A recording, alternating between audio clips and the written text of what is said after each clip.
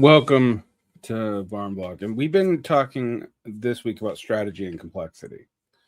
And I've talked about decomplexifying simplification as a way to handle the complexity cost, as we see in the work of Joseph Tainter, as well as how this relates to various alienated forms of labor that makes labor organizing more difficult, both in terms of hyper-specialization and gigification.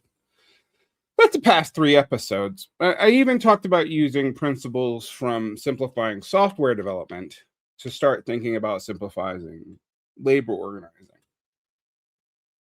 Getting around over bureaucracies which are easily captured, particularly by people with more resources, et cetera, et cetera. This tendency towards bureaucratization and capture has been known, particularly in union organizing, for a long time, and it affects all left-wing organizing, whether we like to believe it or not. So one answer to this that was posed specifically in labor organizing has been proposed by Beverly Silver and Kim Moody, as well as by Rebecca Glibben and Cory Doctorow. You may know Cory Doctorow from the Installment book or a lot of his fiction. So if you look at logistics-centered labor strategy, one sees a way to compensate for 3 problems. One, the isolation of a lot of labor, the end of large shop floors because of automation, and the focus on trying to get around the cul-de-sacs of small shops and the service sectors, not because they don't deserve unions, they very much do. It's because they don't have a lot of leverage, at least site to site. So if we look at this, a logistics-centered labor strategy looks at global supply chains and hyper-specialization as fragile networks with acute vulnerabilities, which are also because of this atomization that we talked about from hyper-specialization and from gigification. Now, that's a lot of fication words, but let's get into what we mean with this. If we identify critical bottlenecks, choke points, with relatively small atomized workforces that are still cooperative enough to band together, you can have strategic leverage across the capitalist circuit. Now, there are legal barriers to this because of Taft-Hartley in the United States, but it is actually a systemically somewhat coherent strategy.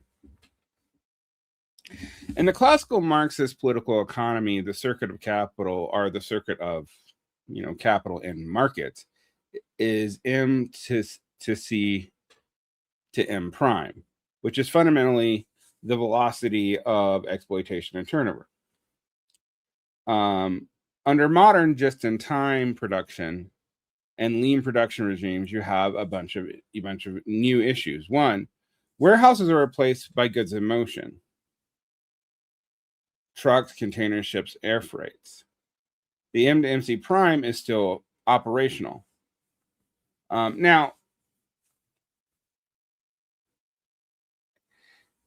traditionally, the way you stop the circuit is to stop at the beginning, the manufacturing of the commodity. But if you stop it at the point of sale, you're also stopping the structure of capital. So if warehouses are replaced by goods in motion, you stop the goods in motion and things start to break down. At least that's the theory that Silver and Moody have been working off of. Circulation of commodities, not so much money, but commodities, has become part of the production process itself, since production does not involve a lot of warehousing. A disruption at a single distribution node or center or port halts manufacturing and retail for thousands and thousands of miles, blocking up thousands of hours. If that was not true, the issue with the Strait of Hormuz and Iran would not be an issue. So circulation is a choke point. It's a logistics choke point. Anyone who studied the military would know this, but even if you studied labor history, one of the reasons why things like stevedores and port workers, truckers, and the railroads have been, one, prevented from traditional unionizing, particularly the railroads, because it is well known that the logistics trains would mess up national security. See a few years ago with the Biden breaking of the railroad strike.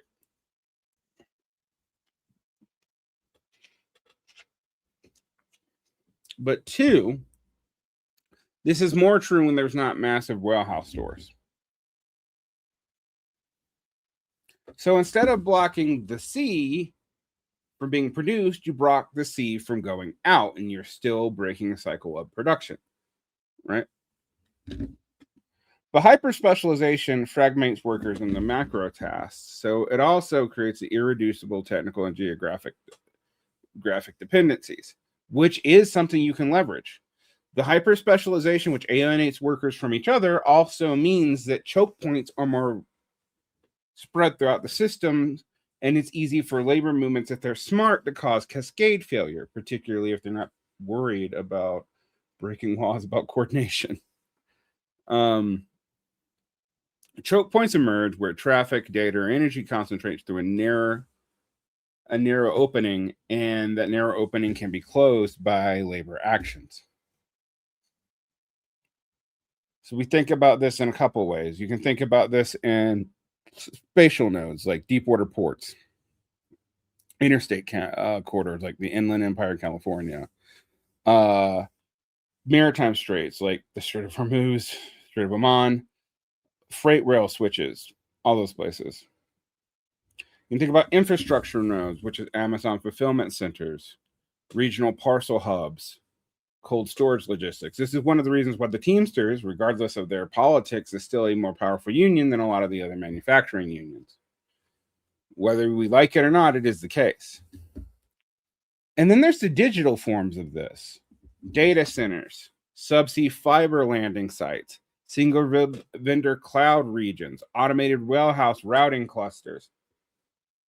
Those are also choke points. Although data centers have a lot of redundancy right now. Then there's specialized technical labor that can do. Port crane operators, railroad locomotive engineers, critical systems database engineers, telecom technicians. And this is why a lot of these professions, even as early as the 1920s, were excluded from the National Labor Relations Act, and thus the National Labor Relations Board. Traditional organizing, as we understand it on the shop floor, requires broad majoritarian shop floor density across millions of people, which is easier to do in industrial manufacturing that would often have 5, 6, 7,000 whole towns employed in its wake, whereas gig and service workers are highly atomized, and they're very hard to put into these broad majoritarian movements with high density.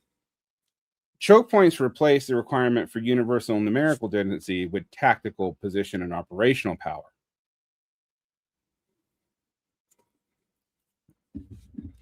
Beverly Silver, in her book Forces of Labor, distinguishes between associated power, such as unions, political parties, and workplace bargaining power, the ability to halt entire systems based on one's position in labor.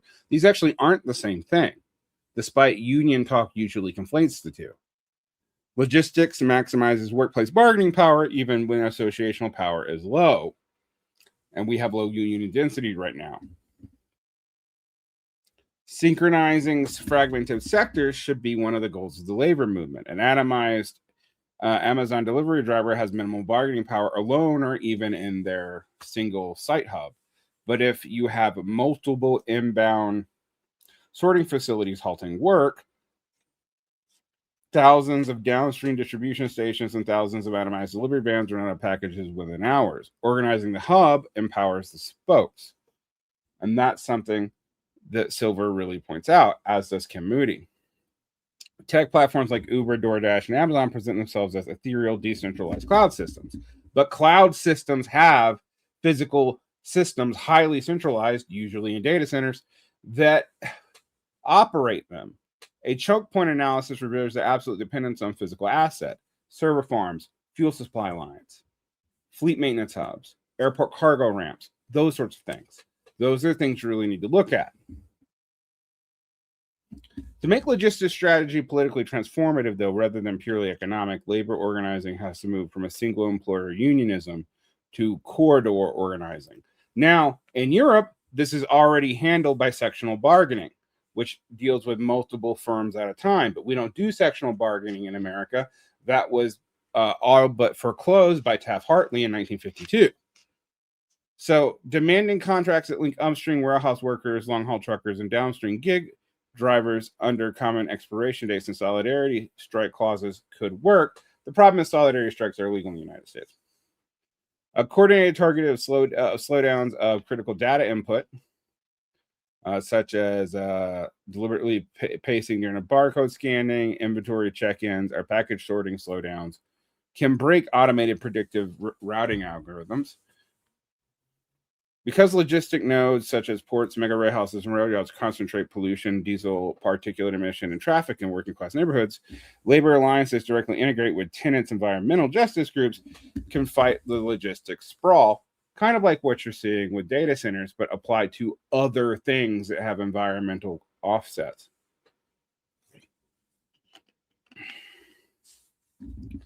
But this will be fought hard, and that's why it hasn't happened yet.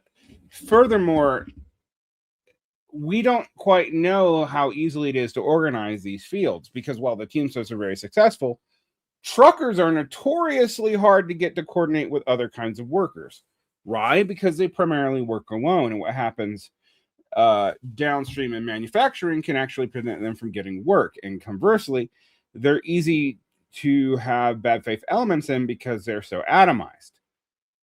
This is why historically right-wing coordination into truckers unions, like in Chile, was often done to hurt the labor movement or socialist or even somewhat progressive governments.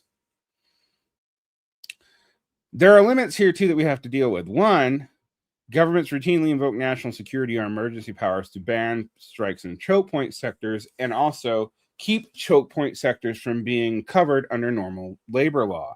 U.S. federal intervention in the 2022 freight rail dispute is a case of this, or the invocation of Taft-Hartley acts at coastal ports if they get too uppity.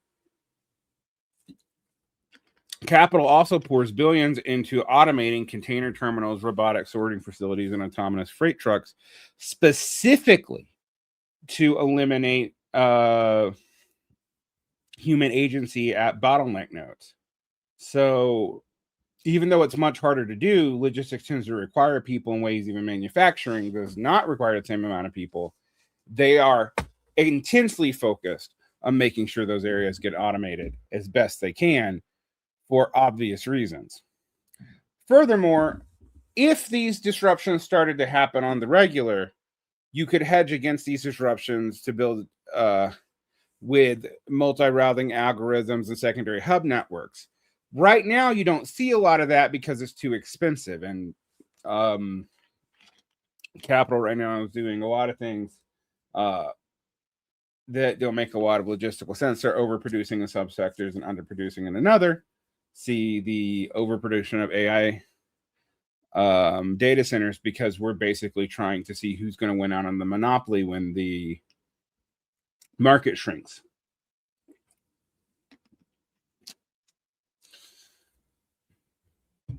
This will mitigate disruption, but it actually dramatically increases cost depending on how truly redundant this is. So a logistics-centered labor strategy demonstrates that complexity is something that we could actually utilize despite all the limits it gives to organization. You know, the very thing that capital is using to divide, monitor, and atomize labor also creates a new attack point that is hard to deal with, just like the industrial labor floor did. By shifting focus from raw numbers to very specific positions, workers can transform hyper-specialized fragmentation into systemic leverage. The person who's probably written about this the most isn't just Beverly Silver, but it's also Kim Moody, particularly in a book called On New Terrain, How Capital is Reshaping the Working Class. Kim Moody challenges the prevailing narrative that deindustrialization and globalization, and to a lesser degree at the time, although more now, platform technologies, have fragmented, atomized, and completely demobilized the working class. Moody argues that while capital has restructured geographically and technically to escape organized labor, this restructuring has produced the very kinds of choke points that we see, particularly in logistics clusters. So, modern logistics capital has rebuilt the physical shop floor on a regional interconnected scale, and that gives you a place to use less workers to do more leverage by breaking down supply chains, not by preventing the supply. And this is a little bit more efficient than more low entry forms of organizing, like tenant unions, where you're dependent on the state to intervene on your behalf, or you're dependent on the landlord not being willing to sell their property to valorize their value at the cost of rents, which they can easily do.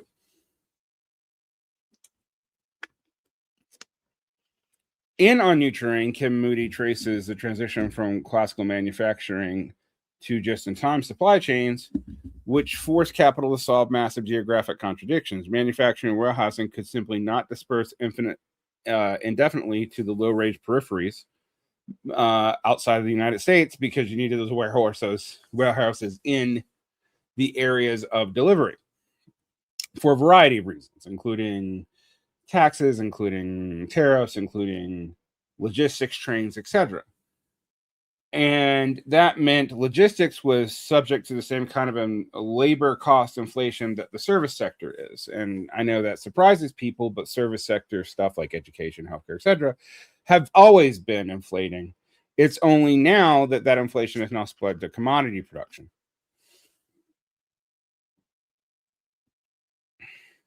So to maintain continuous velocity of the MCM prime circuit and the turnover of capital, corporations concentrated warehousing, intermodal freight rail, trucking hubs, air cargo, and cross-docking facilities into vast geographic zones, which Moody calls logistics clusters. And we talked about some of these already. So the Inland Empire in Southern California, the Chicago Gillette Hub in the Midwest, the Memphis and Louisville cluster of global cargo hubs, which is a multi-state distribution corridor to the southeast, the New Jersey Lehigh Valley servicing sector. All these things are places where logistics holes could be organized to get labor concessions. While industrial factories may employ far, far few workers due to automation, logistics clusters do concentrate thousands of manual and semi-skilled workers in continuous geographic zones, unlike manufacturing has done since the advent of automation, which is why they're trying to get AI to get around these logistics clusters. There's a reason why they're focusing on like robots with LLM things for doing packaging, because they want humans out of that, not just because they want to reduce jobs. They still need jobs. They're still going to need people to do work to valorize capital. They need to weaken the ability to shut things down at logistics hubs. Moody also emphasizes interesting the workforce in these staffing clusters because of their relationship to municipal work and other things is often filled with Black, Latin, and immigrant labor residing in the suburbs and exurban neighborhoods that border warehouse districts. So this also creates a place for us to deal with the racial tensions in the United States by creating solidarity networks with some of the most exploited labor and quote unquote marginalized people. And I say quote unquote because I don't like the term marginalized. I prefer the term oppressed and dominated. I think marginalized is a softening word, but ethnic groups in the country with other forms of workers. With particularly if you think about also skills chokeholds, this would be a way where we could coordinate that. Now, are we doing it right now? No. I was hoping that was something the DSA was going to do, but it's doubled down on electoral strategy and even abandoned its Jane McAlevey strategy of kind of integrating rank and file leadership with political advocacy, for going just for straight political advocacy after the Mamdani election. We'll see how that ultimately works. So far, looking at the victories, purple state areas and purple state primaries or open primaries have not served the DSA well. Hong is lost, Larkin is lost. Whereas closed primaries, like the ones you have in the Northeast or in progressive cities like Seattle and Denver, the DSA has done very well. But it also means the DSA is not bringing anything new to the Democratic Party's game. It's just changing the direction of where the Democratic Party is. And how much it's changing it is up for debate and will yet to be seen. Now, I say this as a member, but I do find this worrying. So if you think about the fragmentation thesis, Moody is basically accepting that by saying that we could use that to our advantage if we thought more creatively about choke point linguistics. Moody in particular translates this into focus on spatial and infrastructure mapping, as well as power mapping, into concrete organizational strategies for contemporary labor movements. You know, cluster and corridor organizing is where Moody wants us to work. He thinks that traditional American trade unionism operates in isolated shop-by-shop single employer models for both legal and historical reasons. Think about trying to organize one Amazon fulfillment center or one trucking barn at a time doesn't really work. We can see this even with the successes in the Amazon union, how they haven't rippled through the whole system because they're still basically a shop-by-shop thing. Unionism must organize across entire logistics clusters simultaneously. And this is why I've been mad at stuff like with the UAW, instead of expanding into things that tie into the automotive logistics cluster, such as parts manufacturing, technicians, trying to organize even in franchise bays at auto dealerships. They focused on primarily moving into the educational sector and organizing TAs, which are a good source of union dues and people who desperately need unionization, but are not a long-term threat to the power base of the union because you're not a TA for more than usually 10 years. And I think that has been ignored. And also, the TAs have been associated with many different unions, so different unions have broken their traditional jurisdictions to get them, instead of integrating logistics, cranes, and other related fields into their system, which is what if I was the UAW, I would be trying to do, but it's not low-hanging fruit.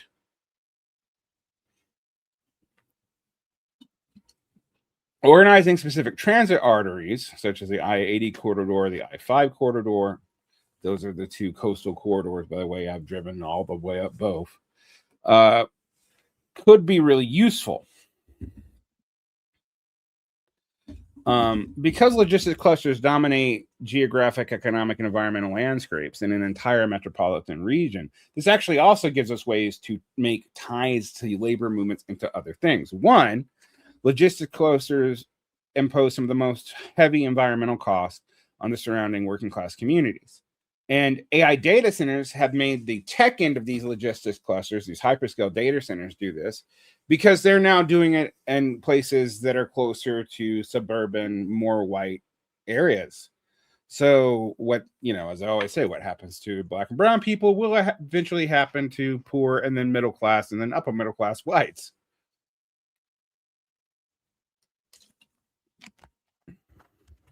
But if you think about it, diesel particulate pollution, traffic gridlock, quick infrastructure degradation, the crushing of roads, breaking of water systems, contamination of water supplies, warehouse spiral destroying any green space around the city. These are all things you can get people to care about and thus build community backup for while focusing on key areas. It also can bring the problem of over-focusing on progressive blue states and not interfacing with anything else out of the problem, because these massive city infrastructures, these kind of hub corridors are near them. So there's lots of places where more urban organizers can come in and now intersect with the suburban and ex-urban areas of the state. A little bit harder with rural areas, depending on the industry, but this is something that you could really use. This also ties us into more targeted neighborhood and tenant organizing. The people living in fence-lined communities, breathing polluted air, are exactly the people working inside the warehouses. Moody advocates specifically for institutional alliance between labor unions and tenant unions and environmental justice coalitions to fight over these hubs.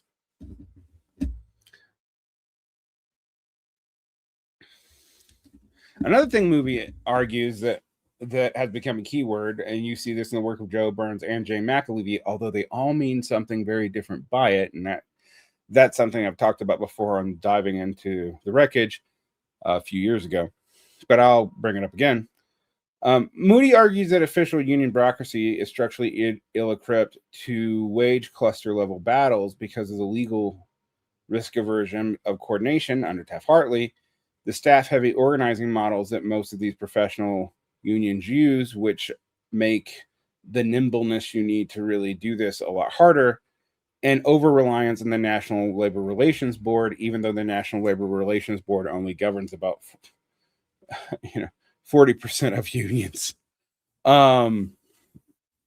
Which means since all unions altogether is like something like 9% of the working population, National Labor Relations Board unions are something like 4% of the working population. It's quite bad. So successful organizing in modern clusters requires militant worker committees capable of rapid, direct shore-flop actions rather than waiting years for formal recognition elections. This is actually a good place for pre-majority unionism to take place because it gives them leverage to actually create a union. That's what pre-majority unionism is, if you don't know. Because multiple international unions often represent different fragments of the same supply chain, like for rail or even this or that, rank and file networks must coordinate through things like worker centers to horizontally coordinate across former jurisdictional lines, both legal and between the unions themselves. It needs to be done through a third party like the DSA or your local worker center. Not that DSA is doing a lot of this, but it's doing some, and maybe they'll go back to it. And the reason for that is, legal. Worker centers are not bound by the rules of the NCLB or Taft-Hartley in the same way. So this gives us a way to deal with this complexity in a new way.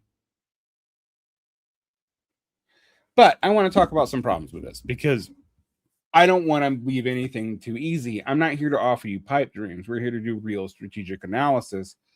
And so I think Kim Moody's On a New Parade provides some really good mapping and some really good ways to think about the problems of complexity in the supply chain and the problems of automation and gigification and where we can do that, particularly if you start using this as a node in the tech sector where there are similar problems, but we don't often think about them because tech is traditionally one of the most under-unionized fields.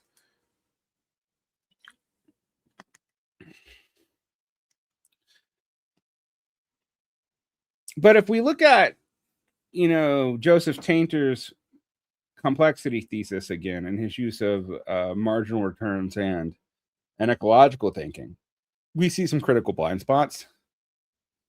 Moody assumes that because capital has physically concentrated logistics in the master complaint shelters, that labor can easily seize positional power to force concessions, building class consciousness and transitioning towards a democratic economy, or what we might like to call socialism. But if you think about the diminishing marginal returns on complexity, Tainter actually shows us we have three major problems to deal with that this really doesn't. Moody correctly identifies that just-in-time supply chains and megaclusters have zero tolerance for disruption. But in Tainter's terms, a hypercoupling means the system possesses virtually no metadolic slack or reserve buffers. Now, those are big ways to say that you can exhaust it in a way that you can't reclaim it. A choke point strike that successfully halts a major logistic cluster does not merely inflict financial loss on capital. it almost immediately threatens the basic biological and social reproduction of the working class.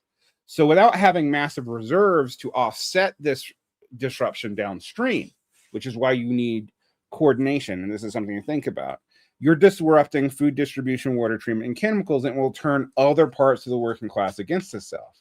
Meaning, to truly do a lot of these logistics clusters safely, you need massive, almost dual power-like parastates able to intervene for the social costs on the working class downstream, while not intervening for the capitalist sectors.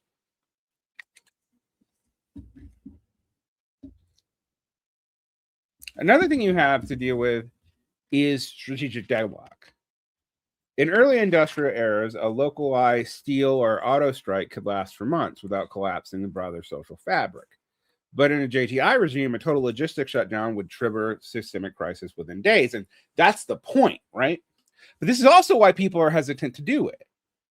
This forces the state to act immediately to treat labor actions as an existential threat to national security, which means you could be in quick shootouts or legal disputes with authorities. And saying that it could lead to shootouts, it hasn't in a long time, but it very easily could. And historically, it did. So while Moody treats systemic fragility as a point of worker leverage, and it is, we have to take into account that the same fragility limits the duration and intensity of the strike weapon before it turns into a crisis of public subsistence and turns the rest of the working class against this, which means you need massive political infrastructure or social infrastructure, maybe social infrastructure more than political infrastructure, to offset this. And I say social infrastructure because it probably needs to be outside of the formal state apparatus. You might have sympathetic politicians, but you're going to largely need to have a parastate apparatus to intervene on behalf of the workers and not on behalf of the capitalists, because if the state intervenes, it's going to do it to both, because you're also threatening their tax base. Moody also implies that capturing and democratizing these logistical networks paves the way for democratic economic coordination. But if we look at this, Tainter suggests that global logistics is structurally incapable of being smoothly democratized in its current form because of the amount of kludges and complexity in the system. Modern global supply chains operate only because of hyper-specialized algorithmic management, predictive demand models, and high-frequency telemetrics and opaque surveillance. You break that stuff down, and it's not going to work. Furthermore, and this is actually something that I think a lot about,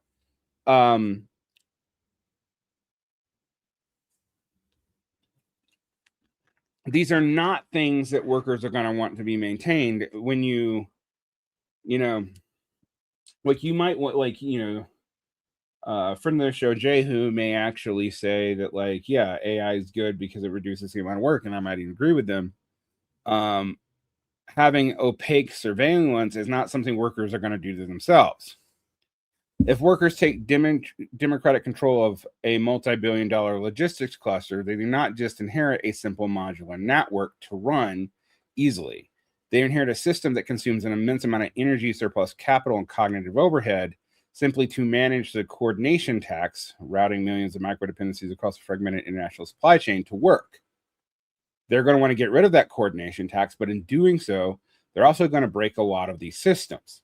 Now, that still might be worth doing, but it's not just something you can just democratize. Democratic deliberation also doesn't map easily onto second-hand algorithmic dispatch. A socialist movement that takes over a hyper-complex logistics stack risks either reopposing despotic algorithmic and technocratic management to keep the supply chain running, thus making them immensely unpopular with the workers of whom they are trying to liberate, or experiencing catastrophic gridlock as democratic bodies attempt to deliberate over millions of real-time logistical permutations. This is why I've always rejected things like Michael Albert's Paracon as an answer to this problem.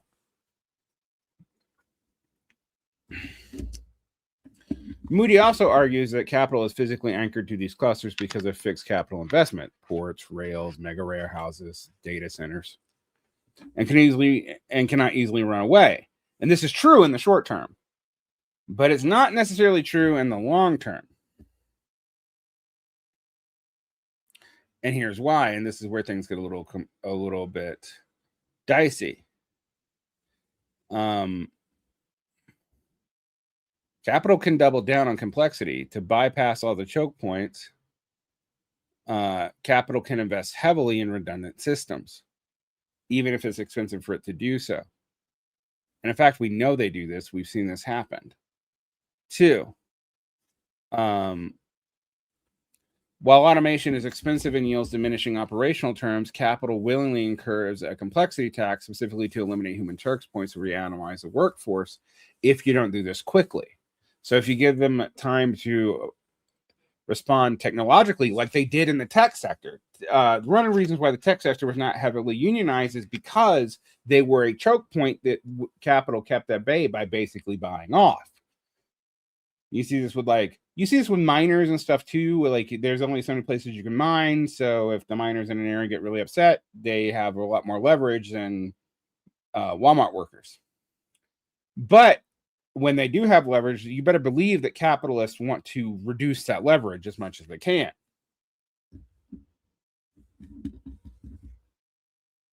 But the last one is a more global problem, and this is not Moody's fault. This is just something for us to think about. This is why I'm, always interested in like Lee Phillips's work, even though I ultimately think he doesn't deal with this. If maintaining high complexity global supply chains becomes too brittle or politically contested, localized nearshore or regional production will be the very terrain that they move on, and we're already seeing that on a global scale. Capital is renationalizing right now. It can't completely do it because nobody has all the resources that they need. China needs food. The United States needs rare minerals. Everybody needs some kind of energy. The U.S. has crude oil, but it doesn't have the infrastructure to easily process it, et cetera, et cetera. But let's take these limitations that we've seen by applying Tainter to Moody that I've thought, I've been thinking about this for a long time, and I'm glad I'm finally making this video. Moody does give us a way to start thinking about contesting power under capital other than going by fads like purely relying on tenants unions, which don't shut down the capital circuit at all and are highly dependent on state action. Although they're quite useful because, like I said, they have low barriers to entry and it's something people really care about. But it does give us a way to start thinking about how to respond to kludges and hyper-complex logistics systems and the problems of capital, which is figuring out the choke points and using that strategically.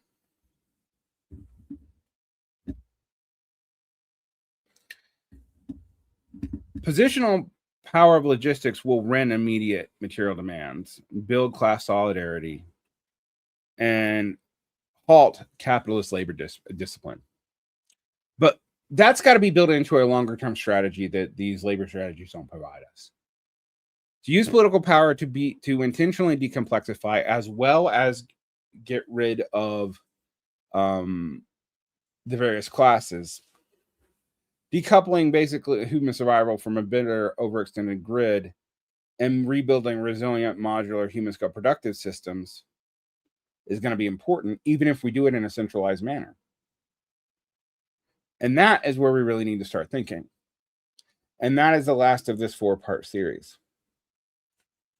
I hope you got a lot out of this because I've thought a lot of this. The last 2 weeks of my strategic work that I've been doing here, some of the stuff that actually ties together stuff I started at the beginning of the show with cybernetics, with complexity theory, with systems theory, and what I was trying to intervene in Marxist thinking, right?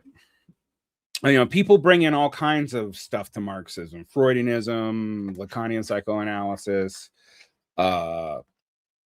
Weberianism, populism, etc. And some of these things are more useful than others. I will admit that Marxism has a kind of weak theory of mind, but does it really need a theory of mind since it's a political, historical, and economic theory? Well, in some ways it does, in some ways it doesn't, right? Similarly, Marxism has a good understanding of the broad primary contradictions and movements in our economy. It really does provide you with the best way to understand the friction that is impossible to deal with outside of capitalism, but it doesn't give you a way in the same way to deal with structures. And a lot of the debates we've had in Marxist circles are hangovers of 70s radical academia. The humanist and inhumanist debates are an academic debate, frankly. They may be important. In fact, I'd say they are important. Although I don't cleanly take a side in those. There's parts of the inhumanist argument I agree with, and there's parts of the humanist argument I agree with. Because I am not an absolute determinist, and I don't think that absolute determinism makes any sense when you're trying to do political interventions. Nor do I think communism is unilaterally, linearly inevitable. If it was, then why do we need political interventions? But I do think we have to deal with the fact there are limits and there are structures, and we have to take them apart and figure this out. So anyway, like and subscribe, hit the bell. You know all the stuff. But I wanted to thank some of my new patrons. There's been an influx of patrons lately. I think for two reasons. One, I've been caught in a crossfire of conservatives using Mug to freak everyone out about the DSA. Mug is Marxist Unity Group. They have been trolling old episodes and putting clips on Twitter, and they've been having diminishing returns on anger. I had a bunch of stuff, come at me. But what is funny about that, and I want to be very clear, is that it's actually, help get people to look at what I'm doing. Another thing, though, is that the book tour and whatnot has gotten a lot of people interested as well. So we are growing again, although, not as much. I will admit I'm kind of a John Cale figure on leftist analysis. I am too technical and blinkered for a lot of people. And I also don't offer a bunch of obscurantist theory that can make people feel good when they're debating. So figure out that what you will. But since that, I have some new supporters, and I want to thank them. And I really do want to thank them because it's, what I should be doing. And that includes some high-end supporters. I'd like to thank my new high-end supporter, Leslie, who has been contributing on the upper end of what I readily allow. I think it's $15 a month. And I really appreciate that. I also appreciate all the new subscribers. And you know what? I don't push this a lot, so I'm going to remind people. I do free self-study and small group lesson plans on my Patreon. You will get them for free. You don't have to pay anything. So if you follow me on the free end of my Patreon, you get like 5-minute exposures to some of the patrons only shows. If you want to just whet your appetite, I guess. But one thing you will get is free lesson plans cleaned up and ready to go to run reading groups on various topics. Mostly we've stayed into Marxism, radical history, but I'm actually going to other things now. We're doing stuff on some agent history, doing stuff on this. And these are not something that you need to do. You don't need to pay for.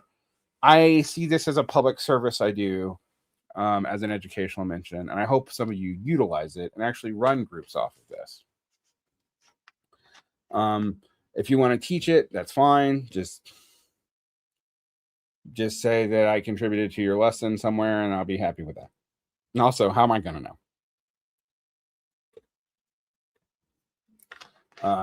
I'm definitely not going to come after you for money from doing something that I think should be free anyway. So if you want to go to my Patreon and just follow me there as a free member, you'll get access to that. And that will, if you're into the readings, good. If you don't care, also fine. I'm not going to get upset about it. All right. Protect your peace. See you soon.